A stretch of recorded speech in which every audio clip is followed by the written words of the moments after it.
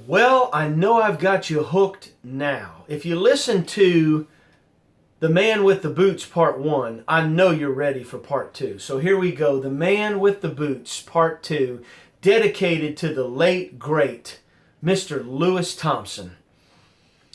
We'll jump right in where we left off in the reading. For the next 7 years and 7 days we worked together, side by side. We were inseparable. One person who constantly saw us together over the years began to call me his shadow. He would say, "Here comes Lewis and the shadow again." What I learned during those 7 years and 7 days from the man with the boots has turned over my apple cart, another one of his one-liners for all of time and beyond. So kick back, relax, and by all means get a cup of coffee in honor of the man with the boots. Here we go, Tigers. Here we go.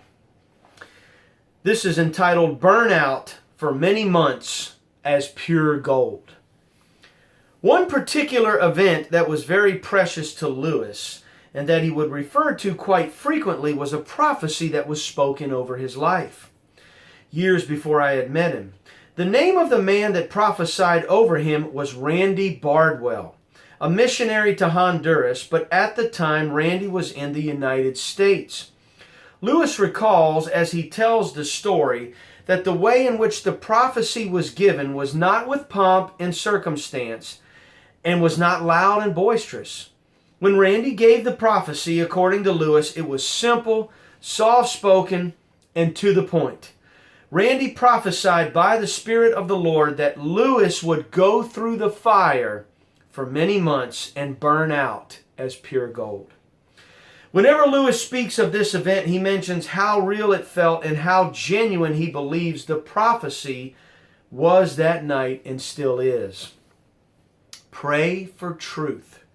As Lewis tells the story, the next way in which God dealt with him for approximately 13 years was to pray for truth.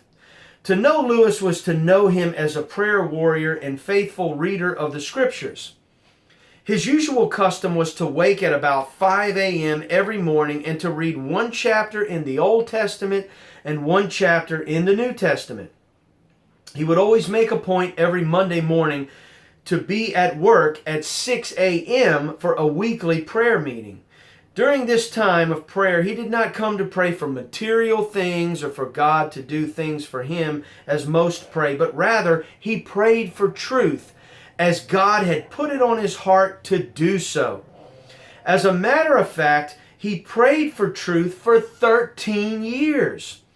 Some of the workers at Acoustical Specialties would join him from time to time, and the number of those who attended actually got up to about half a dozen or so at one point.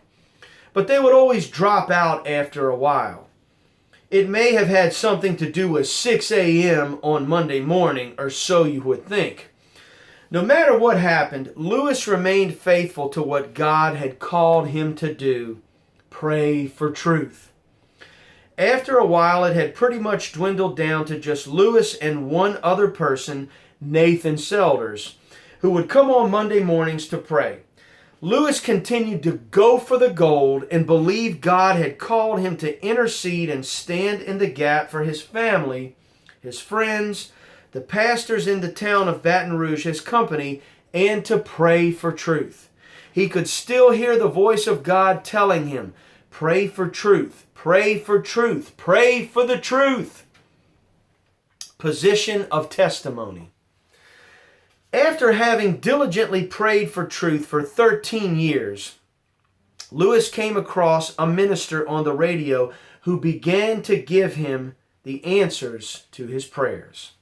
The Spirit of God spoke through this minister and his radio program, telling the listeners how they were to take a position of testimony while on the job, at the house, out in public, or wherever they were. This position of testimony, which is our position in Christ, made him free and set him on a journey in which he discovered all the things, the truths, he had longed for in his time of diligent prayer before the Lord. Whenever Lewis tells the story of how he received this knowledge, he will surely tell you how he rejoiced the day he heard it on the radio as he was driving on the interstate. It was so liberating to him that he would do a little victory dance or a charismatic jig from time to time as he celebrated before the Lord. The Lord had given Lewis the scriptural prescription which would bring knowledge, victory, and power. He no longer went to work thinking that any one person or situation was his problem. He knew he did not have to try and fight with anyone or anything that came his way.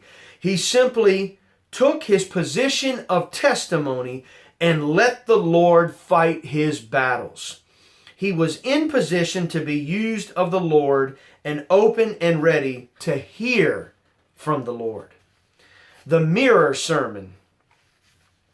Now that Lewis knew to take his position of testimony, God had showed him just how simple his Christian walk really was.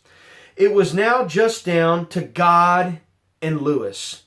No need to duke it out with co-workers, family, friends, or situations. Lewis always said, even if someone or something outside of you is causing you a problem, it is still your problem. And with that being said, he would take his problem and bring it to God between God and Lewis. He called all of this looking in the mirror, or the mirror sermon. He used to say, when God first told me to look in the mirror, spiritually speaking, it was ugly. But as soon as I did, he was right there. He rushed in to comfort me and let me know it was going to be all right. He showed me who I was, who he was, my problem, and his solution. Lewis was well on his way now to apprehending what he had been after for so long. Truth, and revelation truth at that. The revelation of Jesus Christ. What Lewis was seeing is what we all need to see. It is what the Apostle Paul talked about when he said, "For I know that in me, that is in my flesh, dwells no good thing. For to will is present with me, but how to perform that which is good I find not." The old man was exposed to Lewis, and he was now about to be ushered into the most magnificent truth contained within the pages of the Holy Scriptures. He was about to see just how powerful his God really was, and to know beyond a shadow of a doubt who God really is. We'll stop there for now.